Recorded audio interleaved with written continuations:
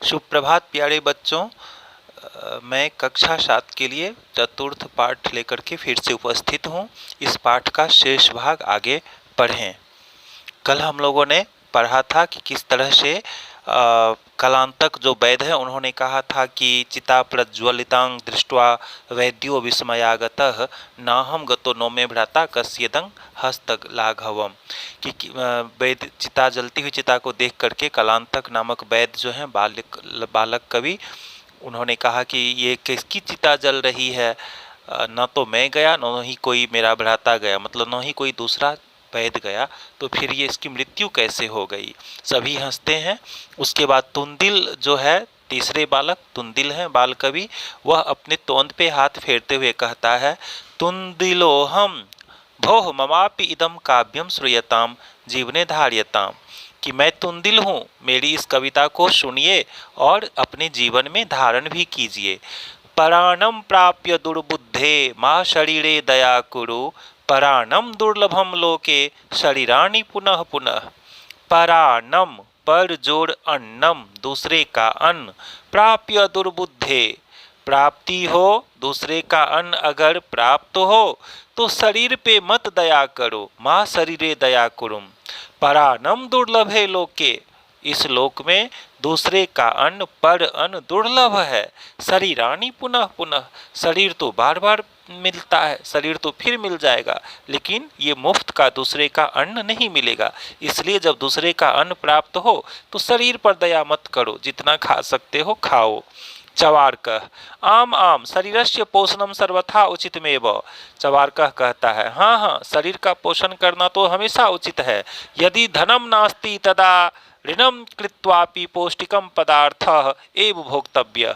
ये चवार्कः जो बालक कवि हैं, ये तीसरे कवि हैं, इनका कहना है कि अरे शरीर का पोषण करना तो हमेशा ही उचित है। यदि धन नहीं हो तो ऋण करके भी लेकिन पौष्टिक पदार्थ ही खाना चाहिए। अब ये अपनी कविता प्रस्तुत करते हैं। तथा कथयति चवार्क कवि, अब चवार्क कवि कहते हैं यावत जीवेत सुखं जीवेत ऋणम कृत्वा घृतम पिबेत, कि जब तक जिए सुख से जियो, जब तक जियो सुख से जियो, कर्ज करके ऋण करके ही लेकिन घी पीना चाहिए।